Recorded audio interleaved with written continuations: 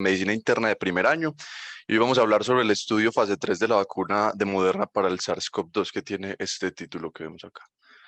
Vamos a hablar de estos puntos durante la charla y antes de empezar quiero hacer una reflexión, y es que estamos hablando de un estudio fase 3 de una vacuna que está dirigida a una enfermedad que hace más pues un año de lo que fue publicado el estudio prácticamente no existía, y eso demuestra digamos, los desarrollos en biotecnología a los cuales somos capaces de llegar en este momento en la humanidad, y es una cosa que por el tiempo de desarrollo y el impacto probablemente pues va a quedar registrada en los libros de historia.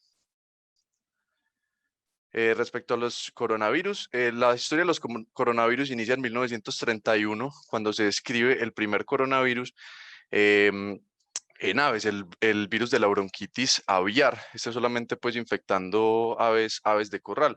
Más tarde, en el 667, se describen los primeros coronavirus que infectan humanos, el 229 y OC43, que causan básicamente resfriado común.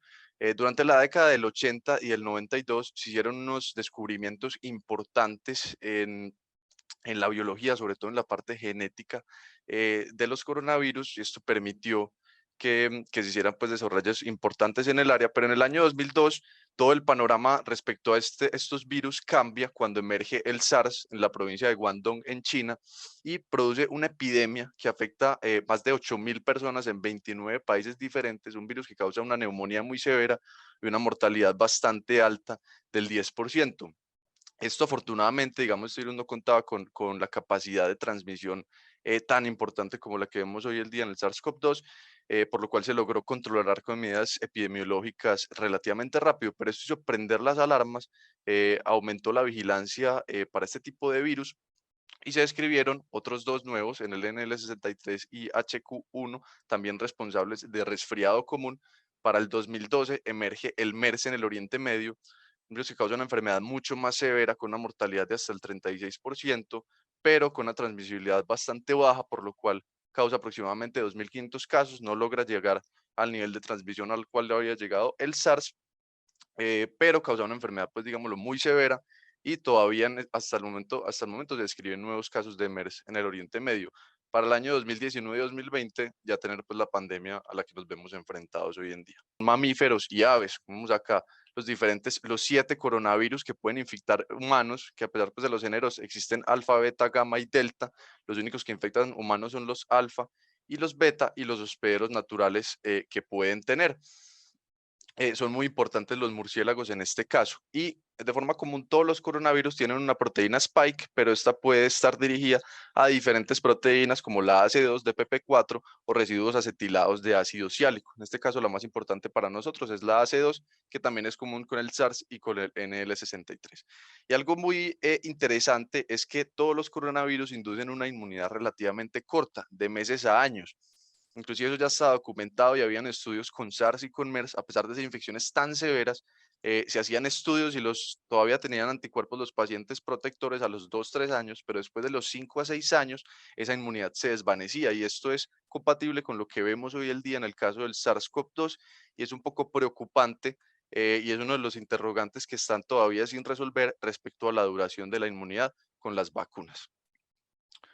SARS-CoV-2 tiene esta estructura que vemos acá, pues la proteína más importante es la proteína Spike, una proteína de 180 kilodaltons que consta de una subunidad S1 y S2, y es la más importante porque es la que induce, digamos, una respuesta antigénica mayor y contra la cual están dirigidas la mayoría de los anticuerpos que producimos contra el virus. La genética es similar en un 80% al SARS-CoV-1 y en un 96,2% al RAT-G13, que es un coronavirus de murciélagos, y es el que se cree que es el ancestro inmediato del SARS-CoV-2. Su material genético está constituido, digamos, en dos partes importantes: la ORF1A y 1B, que ocupa 2/3 del genoma y es el que codifica las proteínas no estructurales, incluyendo la replicasa y la proteasa. Y en el otro tercio están codificados las proteínas, la spike, la del sobremembrana y nucleocápside, que son básicamente las proteínas estructurales. Hay dos factores que han hecho que este virus se diferencie de los coronavirus previos y que haya sido tan eficiente, digámoslo, tan exitoso en su capacidad de transmitirse y crear una pandemia. Esto es la transmisión, ya que tiene una afinidad mucho mayor al AC2 comparado, por ejemplo, con el SARS.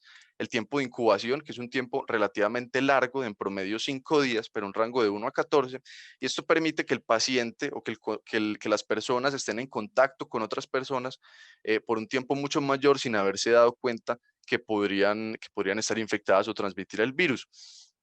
Y lo otro importante es el pico de la carga viral. Este pico se da en general en el primer día de los síntomas o en la primera semana del inicio de los síntomas.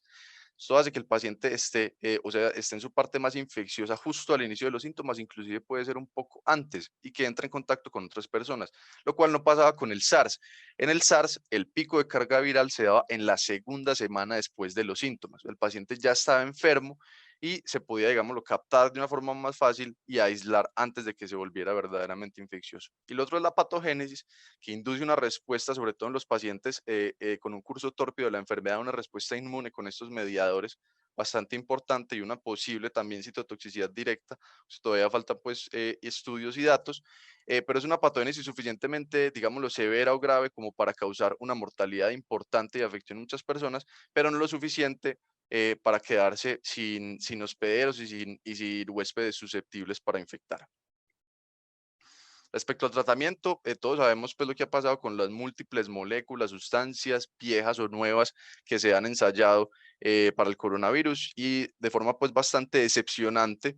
Hemos visto que la mayoría de ellas o no sirven para absolutamente nada o tienen unos desenlaces que no son clínicamente importantes o requieren de unos estudios, metaanálisis y de unas metodologías estadísticas muy forzadas para poder digámoslo, sustentar su uso. Entonces, básicamente nos quedamos con que los esteroides han sido los únicos que han logrado demostrar un desenlace clínico importante en pacientes hospitalizados que requieran oxígeno y son los que verdaderamente, digámoslo, han cambiado el tratamiento de estos pacientes, pero de resto las otras cosas no han demostrado un impacto fuerte. Y por eso es que las vacunas son tan importantes en este contexto, ya que no tenemos otras herramientas.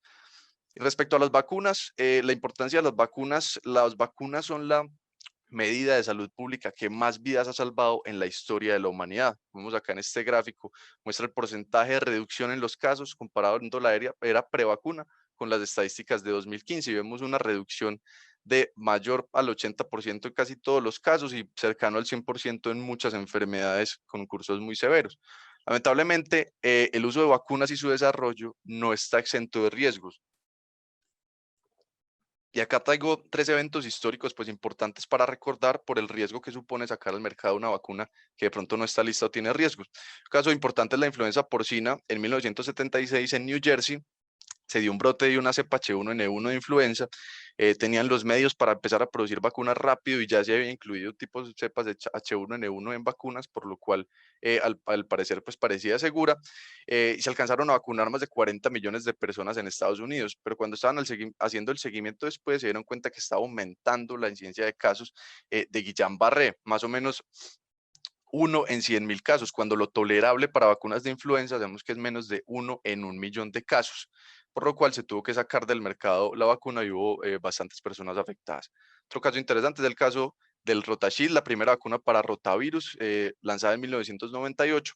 Cuando empezaron a vacunar a niños con esta vacuna se dieron cuenta que infantes menores a 12 meses presentaban un aumento en los casos de intususcepción. Cuando hicieron los estudios y los cálculos, se dieron cuenta que esto aumentaba el riesgo en 20 a 30 veces en las 2 semanas siguientes a la vacunación. Por lo cual, digamos, antes de que avanzara pues ese proceso, el productor de la vacuna la retiró del mercado. Y ya en este momento tenemos otras vacunas como Rotarix que son pues más seguras y son las que usamos actualmente. Y un caso más actual es el de Dengvaxia. Se lanza más o menos en 2015 una vacuna contra el dengue que llevó más de 20 años para su desarrollo y más de 1.8 billones de dólares lanzada por Sanofi. Se empezó una campaña muy agresiva de vacunación, principalmente en Filipinas, donde el dengue es endémico. Para 2017, Sanofi reanaliza unos datos de seguridad y lanza una alerta que dice que los pacientes que no estaban infectados previamente por dengue, cuando les daba posterior a la vacuna, tener más riesgo de tener un dengue grave o un dengue hemorrágico. Y por lo cual se cambió la indicación de la vacuna únicamente a pacientes que hubieran tenido previamente dengue. Y haciendo la vigilancia en el caso de Filipinas, hasta el día de hoy se han dado cuenta que ha habido más de 600 casos de muertes en niños asociados con dengue hemorrágico que estaban vacunados, por lo cual en ese país la vacuna se sacó del mercado y están todavía pues hay investigaciones activas sobre este tema. A pesar de eso, la vacuna todavía está aprobada en Estados Unidos y en Europa para uso en pacientes que hayan estado infectados por dengue previamente, pero es la razón por la cual no utilizamos, por ejemplo, este tipo de vacunas en nuestro país.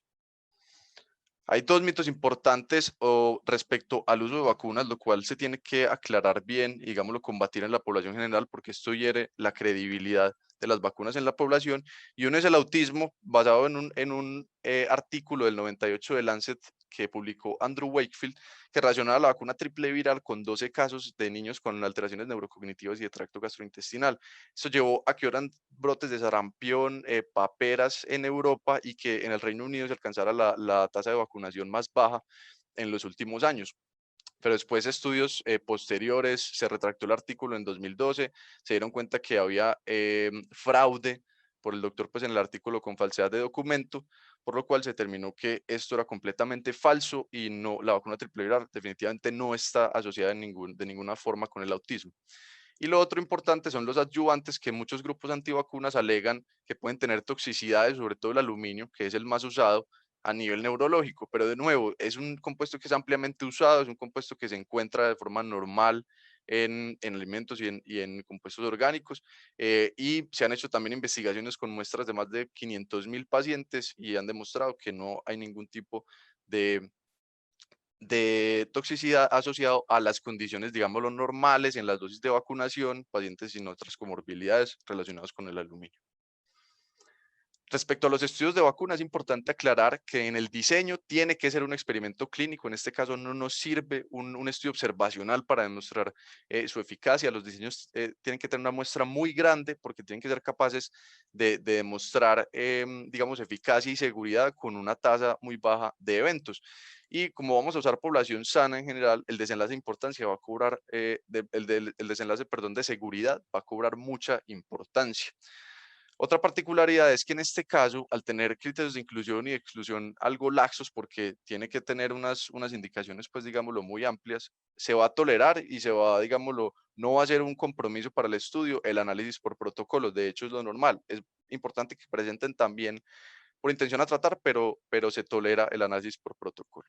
Y respecto a desenlaces, tienen que ser desenlaces clínicamente fuertes que impacten en eficacia, mortalidad o en pues, ciertos casos, ya digámoslo, forzando un poco en síntomas, pero definitivamente los desenlaces de seguridad son de gran importancia, porque es una medida que se va a una intervención que se va a administrar a millones de personas en el mundo y muchas veces de forma obligatoria, por lo cual obligar a una persona a recibir una intervención, una persona que está sana y causar un evento adverso y de importancia en esta persona va a tener va a ser algo bastante grave si se llega a dar. Esta tabla es algo interesante porque muestra la muestra que yo necesitaría en un estudio para detectar un cambio en la frecuencia en un evento adverso de este número que vemos acá, este número. Y acá los pacientes que podrían estar afectados en estos países si se administrara la vacuna a toda la cohorte que nació en un año. Por lo cual, si se pasa un evento adverso, aunque sea muy baja la frecuencia, podemos estar hablando de miles de personas afectadas al año en estos países. Y esto es lo que tenemos actualmente en vacunas para coronavirus. Estas son las más importantes y las que ya cuentan con estudios fase 3 en curso o publicados. Pues con las que más han sonado pues son la de Pfizer y Moderna por su mecanismo de mRNA, pero también tenemos la vacuna rusa, la Sputnik, la de Oxford AstraZeneca y la de Janssen, que hace 3 días publicaron en un press release los datos preliminares del estudio fase 3. Entonces vemos que tenemos pues actualmente muchas opciones con diferentes mecanismos de acción. Y de la vacuna que vamos a hablar hoy es la mRNA-1273, la vacuna producida por Moderna, que viene en una nanopartícula lipídica y codifica para una proteína spike modificada en 2 residuos de prolina, lo cual bloquea la proteína en su conformación profusión. Es el contenido de la vacuna y una parte importante es que el almacenamiento se diferencia de la vacuna de Pfizer de su homóloga porque no requiere ultracongeladores, puede ser almacenada en congeladores normal pues a menos 20 grados y se puede transportar en neveras normales de 2 a 8 grados hasta 30 días antes de su administración. Puede durar 8 horas a una temperatura ambiente el día pues, de la vacunación, lo cual facilita mucho la logística del transporte. Bueno, ya entrando en materia, vamos a hablar del estudio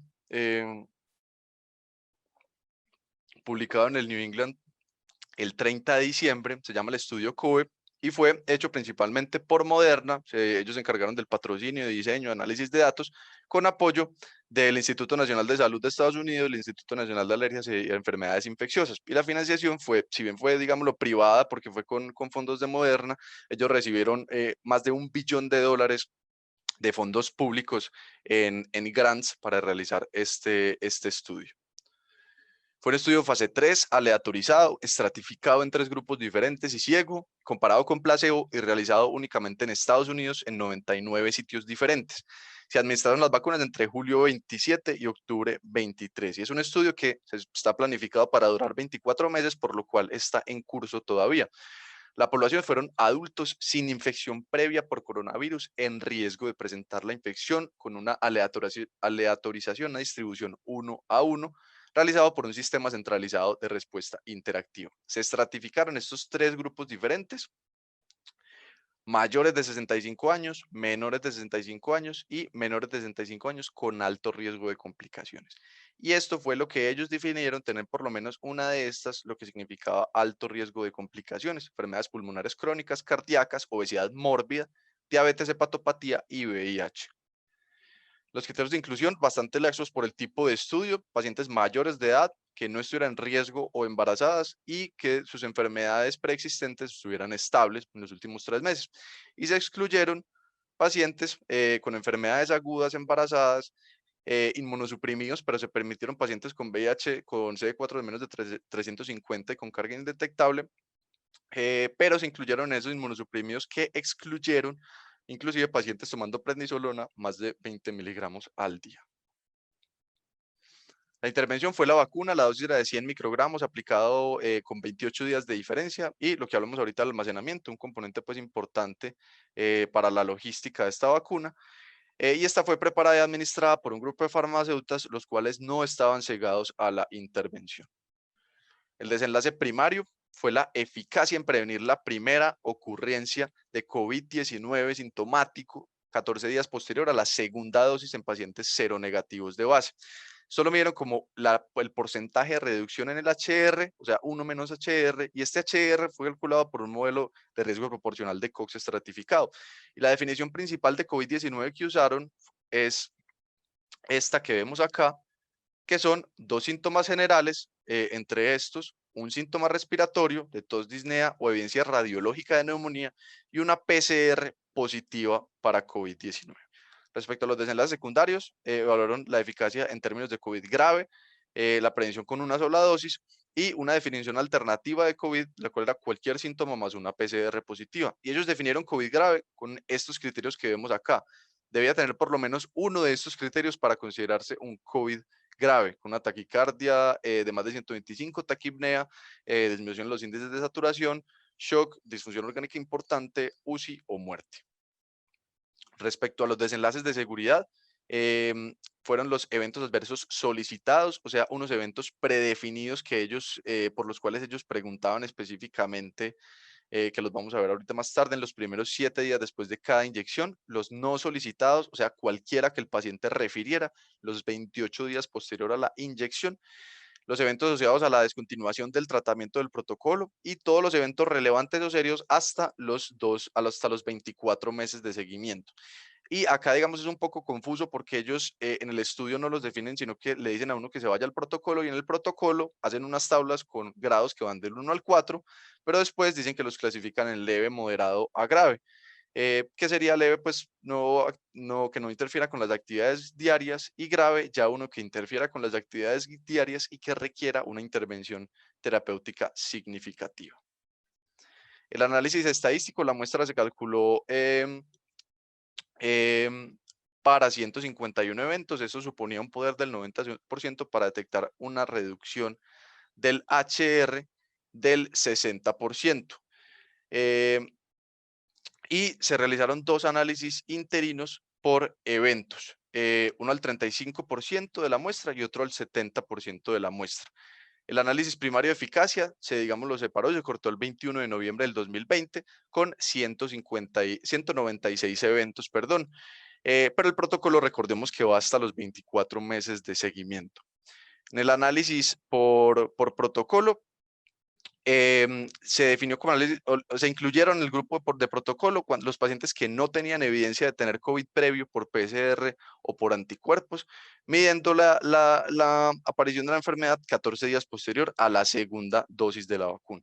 El análisis por intención a tratar modificados incluyeron los pacientes que no tenían COVID previo antes de administrar la primera dosis y se midió el HR desde la aplicación de la primera dosis. Y en el safety set para la seguridad se incluyeron todos los pacientes que recibieron la primera dosis, independiente si eran COVID positivo o no. Y esta es la figura 1, la que vemos acá, donde se aleatorizaron 30.420 pacientes, de los cuales aproximadamente 15.200 se asignaron pues a la intervención o al placebo, de los cuales en el caso de la intervención 15.181 recibieron la dosis y 29 no recibieron la dosis por razones, digámoslo, desconocidas, probablemente pues de logística del paciente.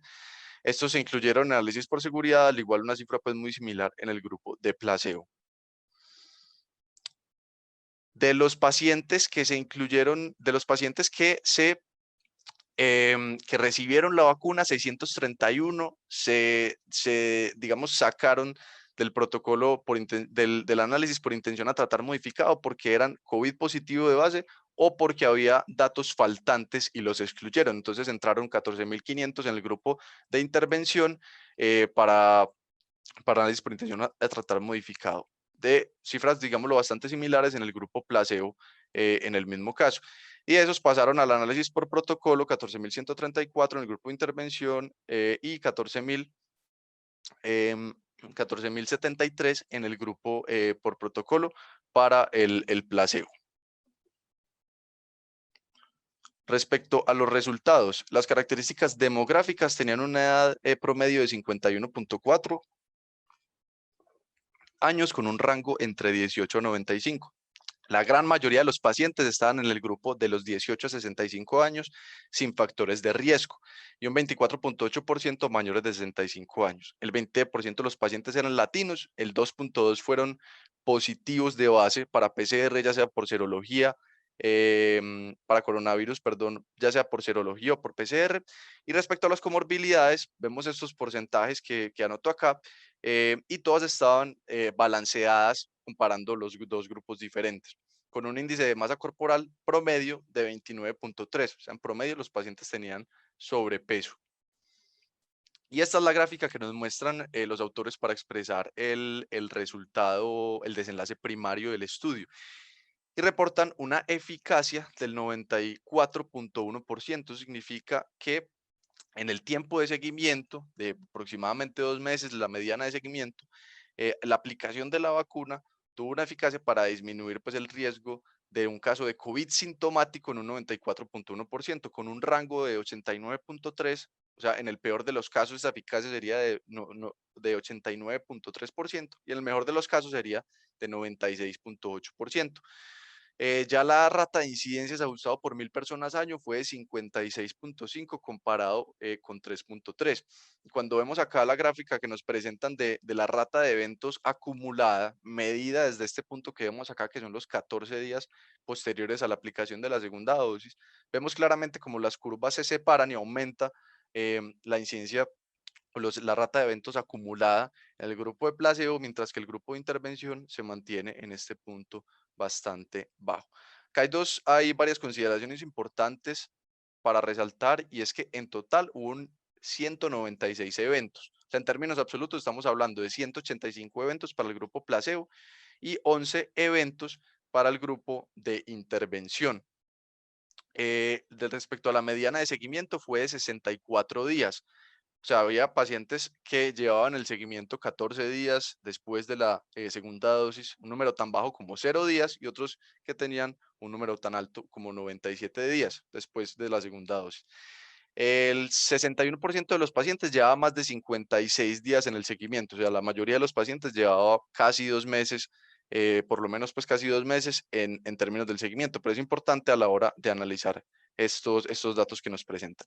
Y este es el análisis por intención a tratar modificado, o sea, están incluyendo en este grupo los pacientes desde la aplicación de la primera dosis, pero que no eran positivos para SARS-CoV-2 de base y nos reportan una eficacia de 93%, en el peor de los casos de 88,9% y en el mejor de los casos 95,6%, con una rata de incidencia ajustada de, en este caso, un poco mayor la diferencia de 79,8 entonces por 1000 personas al año comparado con 5,6 y de nuevo las gráficas se separan la rata de acumulada de eventos para el grupo de placebo y la de la vacuna se mantiene en este punto de la gráfica, digamos, bastante bajo.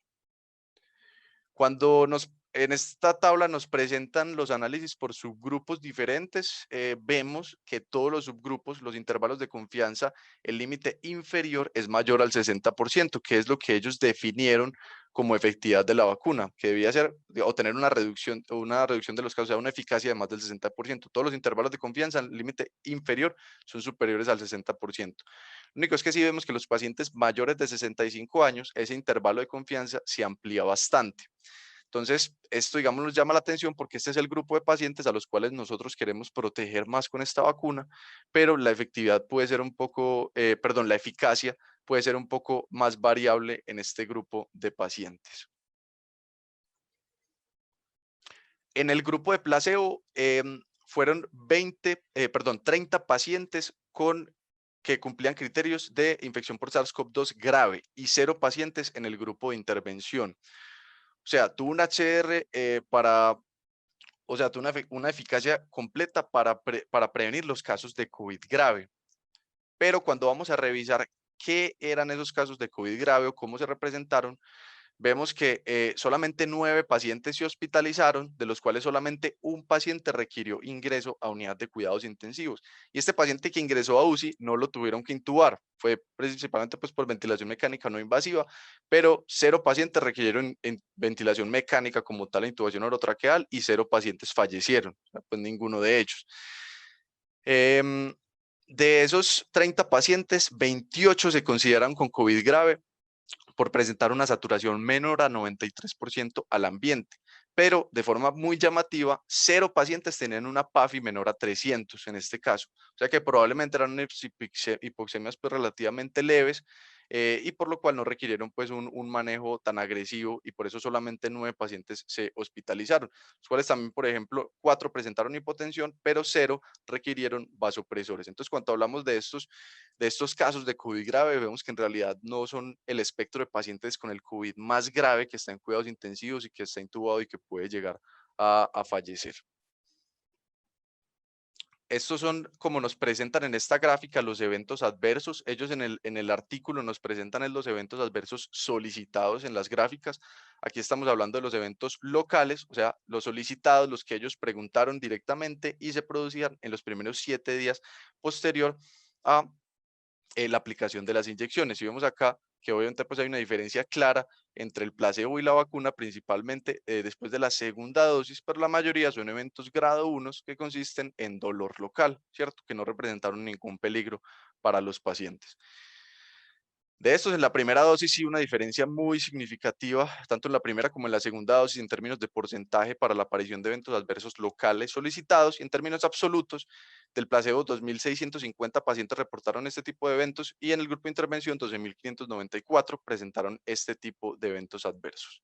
Cuando hablamos ya de los sistémicos solicitados, que son estos que vemos acá como fiebre, cefalea, fatiga, mialgias, artralgias, náuseas y vómito y escalofríos, vemos también un aumento importante de los eventos adversos, sobre todo después de la segunda dosis de la vacuna. En este caso sí es muy llamativo que más de la mitad de los eventos adversos son o grado 2 o grado 3, más que los grado 1.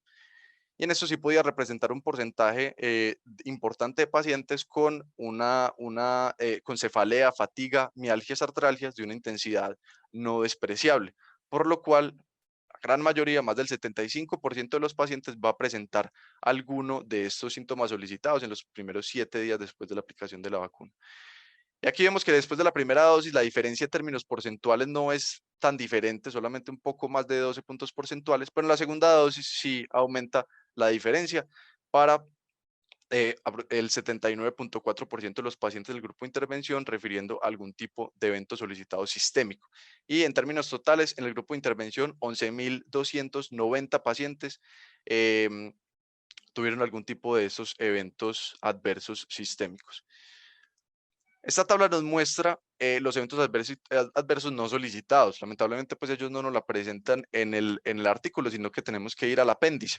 Y cuando hablamos de estos eventos adversos no solicitados, o sea, cualquiera que el paciente haya dicho en los 28 días siguientes a la aplicación de la vacuna, vemos que en los casos de eventos graves sí hay una diferencia importante de 28 comparado con 71 eventos.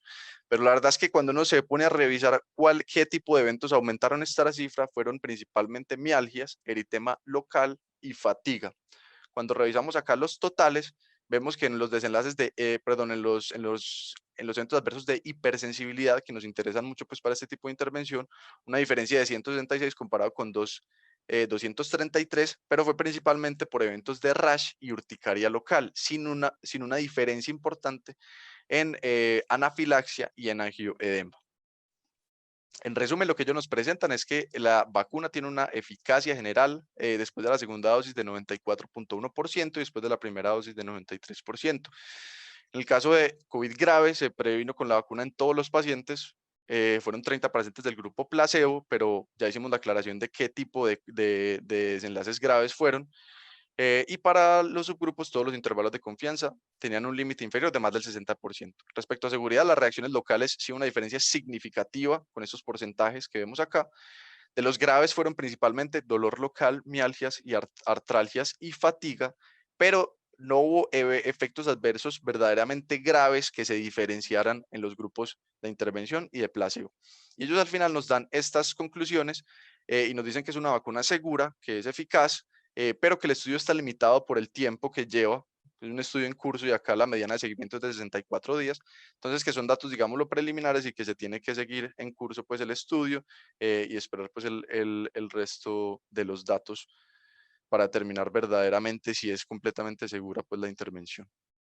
Entonces, ya pasando al análisis crítico según los criterios que nos da la guía JAMA, nos preguntan si iniciaron los grupos con el mismo pronóstico y pues sí, el estudio fue un estudio aleatorizado con una distribución 1 a 1, estratificado en 3 grupos diferentes. Acá no se observa ningún problema, por lo cual pues es adecuado. Si el enmascaramiento, o sea, si se mantuvo enmascarada por la intervención, y los principales que no estaban cegados eran los farmacéuticos y los vacunadores. Esto eventualmente ellos podrían revelar la intervención a algunos de los pacientes, pero en realidad pues no hubo datos que mostraran esos reportes y ellos no intervenían en ningún otro aspecto del estudio, por lo cual no vemos pues un problema importante. Respecto a los factores pronósticos similares, sí, todos fueron similares. Acá vemos pues la tabla 1 y vemos la distribución de las características que podrían alterar los factores pronósticos de base de los pacientes y vemos que todas están distribuidas de una forma equilibrada, por lo cual no tenemos problemas en este punto. La otra pregunta es si se mantuvo el balance durante el estudio, y acá es importante hablar del cegamiento. Ellos reportan el estudio como un observer blind. Generalmente esos términos no se deben utilizar porque hacen perder un poco al lector y esto no está aclarado en la literatura exactamente qué significa observer blind. Pero cuando revisamos, los que verdaderamente estuvieron cegados fueron los investigadores, los pacientes, los monitores del sitio y los sponsors. Los que no estuvieron cegados fueron los farmacéuticos y vacunadores, como dije anteriormente, un estadístico independiente y un programador, y cuando había un evento positivo, o sea, cuando alguien de los grupos le daba, tenía una prueba de SARS-CoV-2 positiva y los síntomas, se revelaba si el paciente había recibido o no la intervención. Entonces, en este punto, digamos lo que, si bien hay que estar pendientes de esto, esto pues no amenaza la validez pues interna del estudio. Si finalizaron con el mismo pronóstico, para el diseño que propusieron pues ellos en este estudio, digámoslo, es relativamente adecuado. La mayoría de los pacientes tenía más de 2 meses de seguimiento y la mediana fue de 64 días. Si bien esto, digámoslo, no es suficiente para las decisiones a largo plazo, En este momento, en el contexto en el que estamos, esto sí nos ofrece información sobre los eventos adversos más importantes, ¿cierto? Para el estudio ya completo hay que esperar los 24 meses de seguimiento que planean, pero para el propuesto actualmente se podría considerar pues adecuado. Respecto a las pérdidas, en el análisis de seguridad incluyeron estos pacientes en el grupo de intervención y de placebo. Y para análisis intención a tratar modificado, estos pacientes de acá. Para el análisis por intención a tratar modificado, se excluyeron en el grupo de intervención 631 pacientes, en el de placebo 572. Acá, digamos, se sacaron este número y este número de pacientes porque eran positivos de base. Estos no me importan tanto para el análisis en este caso, pero sí importan estos 288 pacientes y estos 235 pacientes que se excluyeron por falta de datos, porque son pacientes que no se incluyeron en este análisis y yo no conozco el desenlace final respecto a si presentaron o no la infección. En el grupo por protocolo que tenía estas muestras en los respectivos grupos, se excluyeron en el grupo de intervención 416 pacientes, en el placebo 525. Estos se excluyeron principalmente porque no continuaron a la segunda dosis o porque estaban por fuera de ventanas, que no aclaran específicamente cuáles fue por cuál razón. Estos sí se incluyeron en el análisis por intención a tratar modificado, por lo cual conocemos el desenlace final. Entonces, estas son las pérdidas para el análisis por protocolo, pero las pérdidas verdaderas son estas que vemos acá, donde tenemos un desenlace desconocido. Y esto es importante porque es un número mayor al evento total de infecciones que se encontraron en el estudio y eventualmente estos datos podrían cambiar bastante los resultados si se incluyeran y si se conociera el resultado. Si finalizaron con el mismo pronóstico, el estudio no se terminó prematuramente para la muestra que propusieron ellos de 51 eventos, inclusive se incluyeron 196 eventos, por lo cual acá no vemos un problema importante. Y sí se analizaron los pacientes en su respectivo grupo, sí, en el análisis por protocolo, como dijimos anteriormente, para un RCT de vacunas es un análisis adecuado, ¿cierto? Con unos protocolos que son relativamente laxos a comparación de otras intervenciones, por lo cual eso está bien. Y también nos muestran el análisis por intención a tratar modificado con resultados similares, lo cual es adecuado teniendo en cuenta las pérdidas de las cuales acabamos de hablar y que esto pues eventualmente podría significar un riesgo para los resultados del estudio, pero por el momento pues podemos aceptar este punto como adecuado. Y ya acá llegamos al punto de los resultados. ¿Qué tan grande fue el efecto? Estos en términos pues absolutos y en el porcentaje de eficacia, lo que ellos nos presentaron y lo que acabamos de hablar, el hecho de que previno todos los casos de COVID grave, pero que estos en realidad no fueron tan graves como uno se imaginaría y no hubo ninguna muerte ni ninguna intubación orotraqueal. En términos de seguridad, sí hay una diferencia general importante en términos de eventos adversos, ¿cierto? De más de 30 puntos porcentuales, pero no hubo un evento adverso verdaderamente grave o una muerte asociada a la vacuna.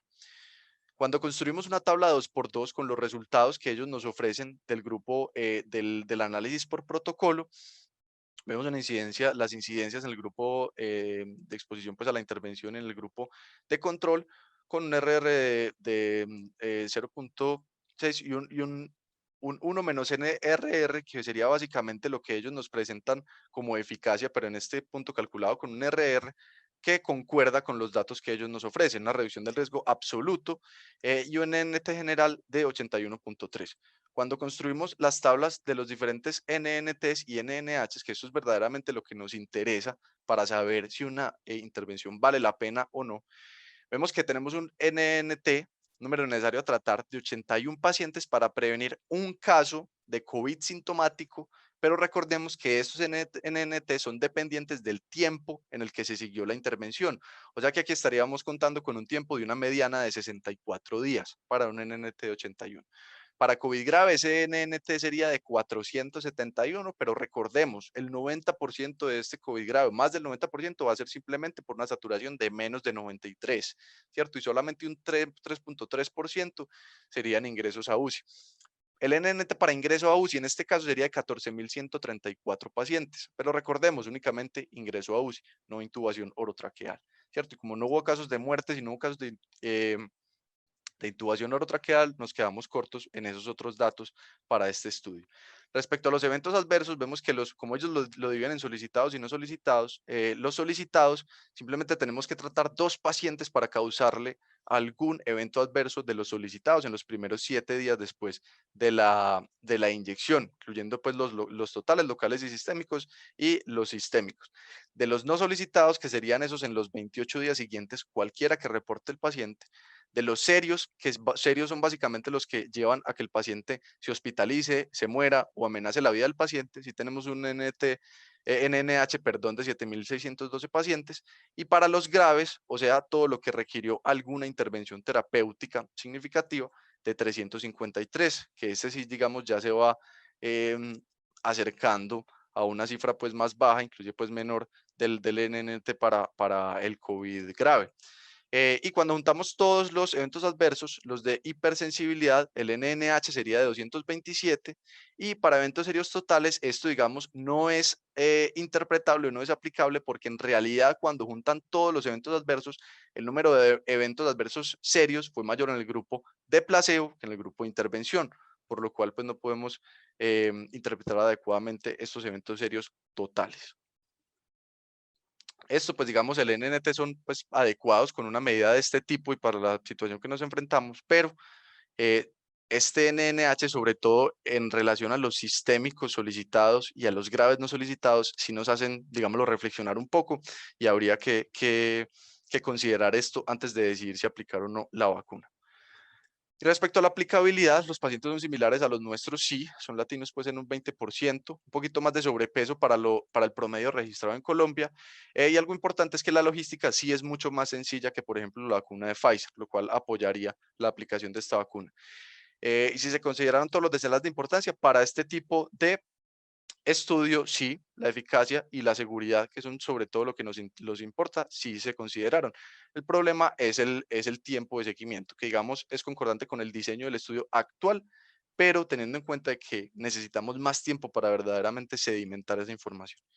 Y si los beneficios superan los riesgos, pues esto es un punto difícil de afrontar en este momento, precisamente por el problema del seguimiento, pero al parecer es una vacuna segura y es eficaz para el desenlace que nos interese, que estamos midiendo, por lo cual, pues, por el momento probablemente los beneficios superan los riesgos.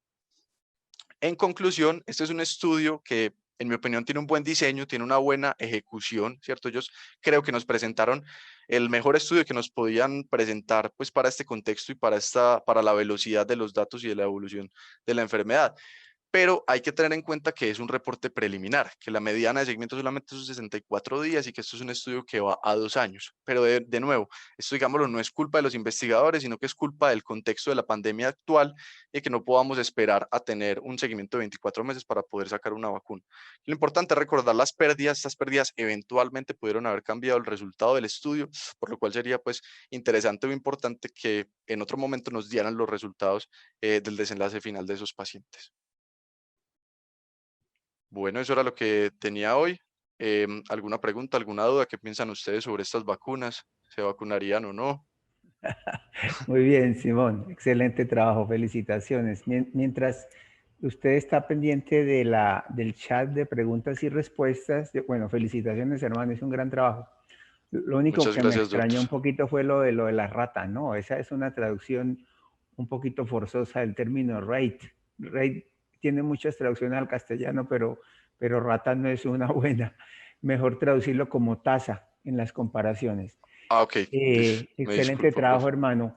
Yo quisiera reforzar, mientras vienen las intervenciones de los participantes, dos conceptos que mencionó Simón, que creo que son muy importantes. Uno, desde el punto de vista metodológico, la idea del modelo de intención de tratamiento, que es un tema muy sensible y usualmente contraintuitivo para entender este tipo de estudios. Entonces, ¿cómo recordar que en el experimento clínico el corazón de sus ventajas está en la asignación aleatoria, en la posibilidad de que al generar los grupos por azar, esos grupos sean comparables en los factores que se pueden relacionar con el pronóstico? Entonces, el principio de intención de tratamiento lo que hace es proteger esa asignación aleatoria, porque él se basa en que se analicen los grupos como pertenecientes al grupo en el cual inicialmente se asignaron, aunque finalmente no hayan recibido la intervención como se prescribió. Entonces, el concepto de intención de tratar es muy importante para proteger la aleatorización o las ventajas de la aleatorización. La penalidad que pagamos por esa protección es que se puede tender a diluir. La tendencia es a que el efecto de la asociación se diluye, a que los grupos parecieran hacerse un poquito más, el efecto parece hacerse un poquito más homogéneo y la medida de riesgo tiende a asociarse al uno, lo cual desde el punto de vista terapéutico, digamos en el común de intervenciones terapéuticas es una ventaja, porque digamos que podamos decirlo en términos sencillos, si a pesar de la intención de tratar el tratamiento es eficaz, pudiéramos suponer que ese tratamiento es eficaz, es un escenario más realista. Entonces, la razón por la cual preservamos ese principio de análisis es para tratar de proteger la aleatorización, pero corre peligro de mostrarnos menor eficacia. Ahí es donde viene el concepto de lo que los análisis que son, digamos, opuestos, entre comillas, al análisis por intención de tratar, y ahí puede que van a tener un poquito de confusión al leer la literatura porque eso lo mezclan de muchas formas.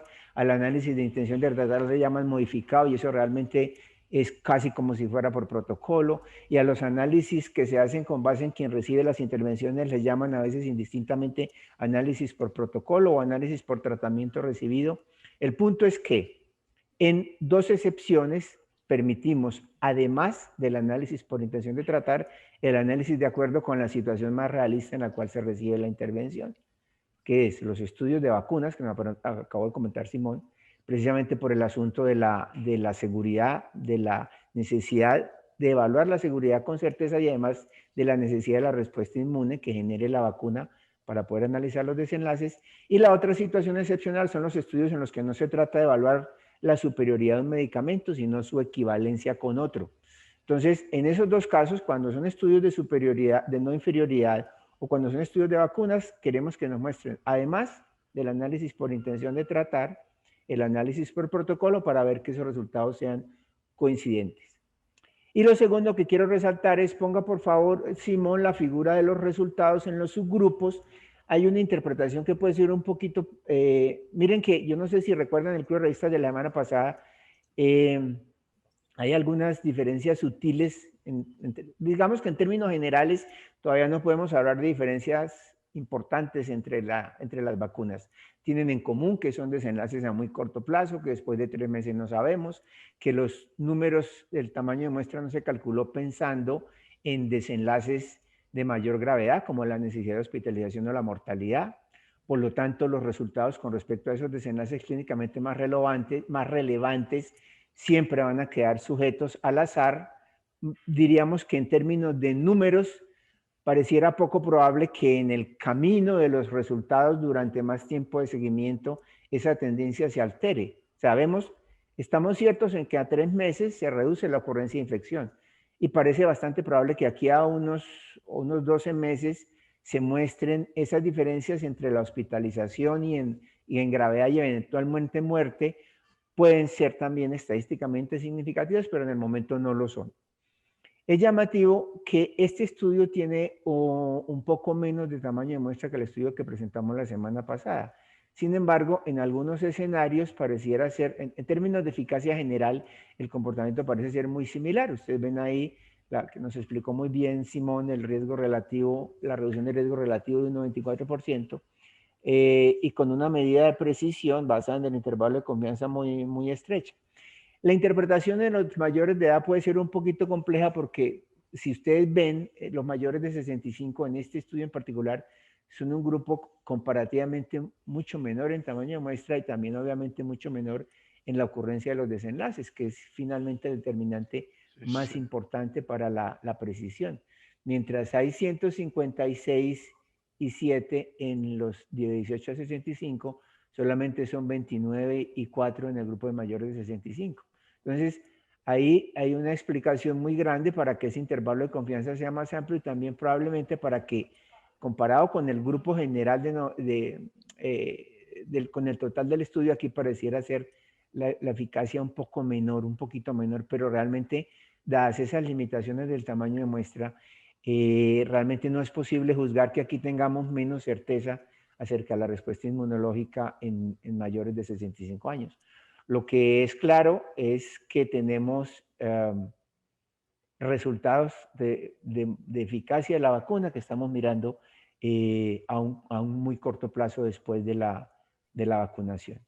A mediano plazo, una preocupación importante que creo que vale la pena mirar es esos efectos adversos no relacionados con, digamos, con la reacción inmunológica inmediata. O sea, eso parece ser claro. Las vacunas son muy inmunogénicas y verdaderamente esos efectos adversos locales y sistémicos importantes son un reflejo de eso, de que hay una muy potente respuesta inmune, pero es una respuesta inmune, digamos, tolerable en el sentido de que no me voy a morir no parece probable morirse en los primeros 3 meses después de la vacuna por una afilaxia, por una cosa de esas. Quizás en términos de esa igual potencia de la respuesta inmune, una preocupación que vale la pena tener en cuenta es el efecto en esas otras condiciones del sistema inmune que pueden traducirse en enfermedades autoinmunes o en enfermedades autoinflamatorias, que es una preocupación que vale la pena tener en cuenta y que recuerden que como todos los efectos adversos de todas las medicaciones, no es sencillo detectarlos en el RCT inicial, porque son efectos que necesitan de mayores tamaños, de mayores poblaciones y de tiempo mayor de seguimiento, y esos son los efectos que usualmente vemos después en estudios observacionales. Y el otro punto importante que tenemos que tener presente a mediano y largo plazo es el asunto de la eficacia con las otras cepas del virus, con las otras variantes del virus. Si quiere, mire las preguntas que hay acá, Simón, en el chat de preguntas y respuestas, pregunta el doctor Julio Zulaga y el doctor Carlos Atencia. Bueno, doctor Julio, comparación con otras vacunas que concluimos y si se vacunarían, pues digamos en este momento, acá donde vemos las vacunas que tenemos actualmente, en términos de comparación con otras vacunas, los resultados del RCT de Pfizer y Moderna, digámoslo, son pues bastante similares en términos, la muestra de pronto es un poquito menor en la de Moderna, pero en términos de efectividad son bastante similares, funcionan de la misma manera. El punto importante acá es de que que los diferencia es la logística en cómo se maneja la vacuna. La de Moderna no requiere ultracongeladores y se puede almacenar hasta 30 días en una nevera normal, mientras que la de Pfizer es un poquito más delicada. También pues similares en eventos adversos. Yo creo que en términos de pues, las de Pfizer y Moderna, no habría pues de pronto una diferencia en cuál se va a terminar aplicando uno, pero de pronto sí hay una diferencia importante para la logística. Eso ya se encargarían pues más los entes de salud pública y los que tienen que enfrentar eso. Sí es un poquito diferente los resultados, por ejemplo, con la de Oxford AstraZeneca, porque ellos utilizaron unos protocolos de dosis diferente y en unos protocolos en los que se utilizó mayor dosis desde el principio, la efectividad fue alrededor del 60 y algo por ciento, mientras que en las dosis de dosis baja al principio y dosis estándar pues o alta en la segunda dosis sí subía al 90%. Esto pues eventualmente podría dar unos resultados un poco más variables o diferentes en la vida real. Y respecto a los eventos adversos, en el estudio de Oxford y AstraZeneca, sí hubo 2 casos, pacientes ya tenía esclerosis múltiple desde antes y el otro paciente, yo por lo que he leído, digamos eso se descartó un poco, no se relacionó pues con la vacuna al final y los estudios siguieron pues y se publicaron, por lo cual en ese punto pues tampoco se determinó una cosa grave, pero sí hubo esos 2 eventos durante el seguimiento. Y la otra con la que nos interesa comparar acá es la de Johnson y Johnson, que es la que va a llegar también a nuestro país. Y esta es importante porque muestra unos resultados de efectividad que de pronto son un poco menor en la eficacia, eh, perdón, de eficacia, en la eficacia general, que son de alrededor del 66%. Pero cuando vemos la eficacia para COVID grave y para muertes hospitalización es del 85 y el 100% respectivamente. Y solamente se tiene que aplicar una dosis, la logística es mucho más fácil, y no hubo tampoco, al parecer, porque no han publicado del todo el estudio, nada más un press release, que tampoco hubo pues cosas importantes en la seguridad. Entonces, ¿cuál se aplicaría a uno? Yo creo que eso va a depender de la que nos traigan, la que tengamos disponible. Y lo que yo sí pienso que es muy importante, más que si uno se vacuna o no, es que definitivamente sí se deben vacunar primero los grupos de riesgo. O sea, casi que eso de pronto es un poco controversial, pero por ejemplo una joven de 20 años, yo sé que hay casos, todos conocemos casos pues de pacientes jóvenes que han tenido enlaces negativos, pero incluso independiente si es personal de la salud o no, una persona joven de pronto pues va a tener un riesgo muchísimo menor a una persona adulta con comorbilidades. Entonces creo que sí es muy claro que hay que priorizar los grupos de vacunación en términos de la edad y otros factores pronósticos para un desenlace adverso. Bueno, es importante una cosa, Simón y Julio, en términos, digamos, estrictamente hablando, la información que tenemos en este momento de experimentos clínicos controlados publicados en revistas evaluadas por pares son solamente 3. El que presentamos la semana pasada de Pfizer, el de ahora de Simón de Moderna y la semana entrante el de AstraZeneca. De las demás, las cosas que sabemos son notas de prensa, información, digamos, no completa, no oficiales. Y esa es una cosa que creo que tenemos que tener presente para efectos de entender realmente cómo a qué atenernos con lo que sabemos de las vacunas. Y la de Carlos, Simón, vea la pregunta de Carlos acerca de los números. Tenemos poco más de 2 millones de pacientes infectados y 53.983 muertes a la fecha en Colombia, de 47 millones de habitantes. Dos preguntas. ¿Me pueden recordar cuál es la tasa de infección en el grupo placebo por, por 100.000 y cómo entender los NNTs para infección leve y grave, qué impacto hubiera tenido la vacuna? Entonces, respecto a los resultados, lo que encontraron ellos en el análisis por protocolo fue esta tasa de incidencia ajustada a 1.000 personas año de 56.5 comparado con 3.3 con la vacuna. Pues sí es una diferencia muy significativa, teniendo en cuenta que tenemos una mediana de seguimiento de 64 días. O sea, estamos refiriéndonos a un tiempo de seguimiento bastante corto, que para el contexto, digámoslo, no se pueden hacer unos estudios más largos, lamentablemente, es verdad, pero hay que tener pues muy en cuenta esto, porque inclusive no sabemos qué tanto va a durar la inmunidad en estas vacunas y cómo van a comportarse estas gráficas cuando extendemos este eje del tiempo hacia años. Entonces, ese sería pues un punto importante, aunque lo que nos muestran estos datos es que definitivamente sí hay una diferencia en la tasa de incidencias que es bastante importante y probablemente tenga un impacto en la vacunación masiva. Y respecto a los NNTs que calculamos acá, porque pues ellos no nos los dan, nos toca calcularlos con los datos que ellos nos muestran. Acá también es importante aclarar que los NNT son dependientes de tiempo, entonces solamente podemos confiar en este número para el tiempo de seguimiento que ellos hicieron en el estudio. Digamos, la disminución de casos sintomáticos de COVID, pues sí, vamos a reducir muchos casos sintomáticos, pero una cosa, esos casos sintomáticos probablemente son o van a ser casos leves que no requieran hospitalización, que van a estar aislados en la casa. Y dos, la vacuna también tiene eventos adversos y como lo vimos, más del 75% de los pacientes van a tener algún tipo de evento adverso y, por ejemplo, el NNH para eventos sistémicos es de 2. Entonces, a todo paciente que vacunemos le vamos a causar síntomas muy similares a lo que sería un caso de un COVID leve, por ejemplo. Pero probablemente sí se ahorren o sí nos ahorremos ahí muchos días de, por ejemplo, de aislamiento en muchos pacientes, pues y el riesgo eventual en población de riesgo. Para COVID grave, este 471, digámoslo, si es un número que se ve muy bueno, porque en realidad para prevenir un caso de COVID grave por 471 vacunados sería bastante bueno.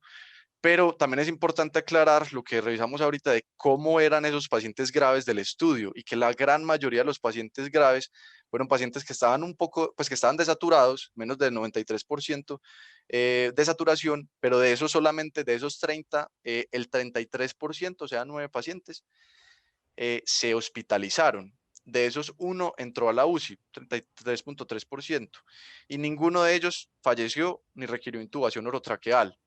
Entonces, en el contexto pues, de ese COVID grave, pues sí es llamativo y sí me parece muy bueno este número, pero teniendo en cuenta que esto no se va a representar de pronto en los pacientes que nos toca tratar a nosotros con COVID grave, sino de pronto en otro grupo de pacientes, igual va a estar en la casa y que probablemente no tengan un desenlace tan adverso a largo plazo. Cuando miramos acá el de ingreso a UCI, sí es un NT mucho más grande de 14.134 pacientes, pero recordemos, no podemos interpretar los datos para mortalidad o para intubación, porque no se representó ese tipo de COVID grave, pues esa muestra en los pacientes que tratamos. Entonces, ¿qué impacto hubiera tenido la vacuna? Pues yo pienso que probablemente la vacuna sí reduce los casos y de forma obligatoria en alguna medida va a reducir los casos graves y los ingresos a UCI y la mortalidad. Pero digamos que, que tanto con estos datos me parece muy difícil de asegurar. Una cosa adicional, Simón. Muy bien.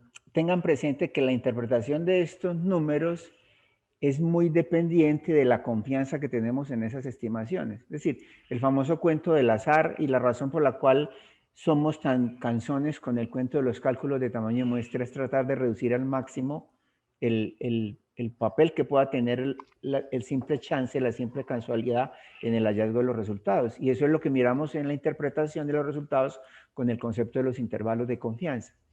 Estrictamente hablando, los únicos números en los que tenemos confianza con base en el estudio son los de la primera fila.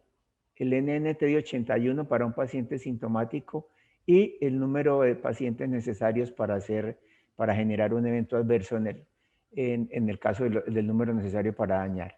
De ahí para abajo, ese 30-0 que se ve tan impresionante con las aclaraciones que hizo Simón de la definición de grave, ese 30-0 que se ve tan impresionante, desde el punto de vista de la probabilidad de azar, no lo tenemos confirmado. Ese 471 pareciera ser cierto, pero desde el punto de vista estrictamente estadístico, la probabilidad del azar aún no es una diferencia estadísticamente significativa. Y la comparación de los números siempre es relativa, Simón y compañeros. Es decir, nuestros números siempre tienen que interpretarse en un contexto no solamente de lo que estamos evitando, digamos en la medida del número necesario para dañar, sino en la medida de lo que estamos generando con respecto al número necesario para dañar. Entonces, si le damos una interpretación contextual a lo que es tener síntomas por COVID o a lo que es tener síntomas por la vacuna, esa primera información pudiera darnos un mensaje como contradictorio, como que son muy poquitos pacientes, muy poquitos sujetos los que necesito vacunar para tener un evento adverso y son muchos los que tengo que vacunar para evitar, digamos que una simple gripa, ¿ya?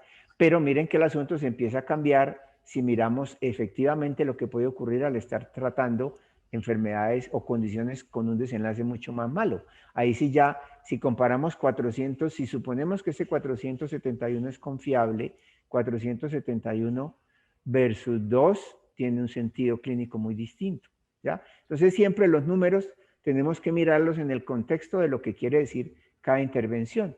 Un número necesario para tratar bajito siempre es el que nos interesa, entre más pequeño mejor.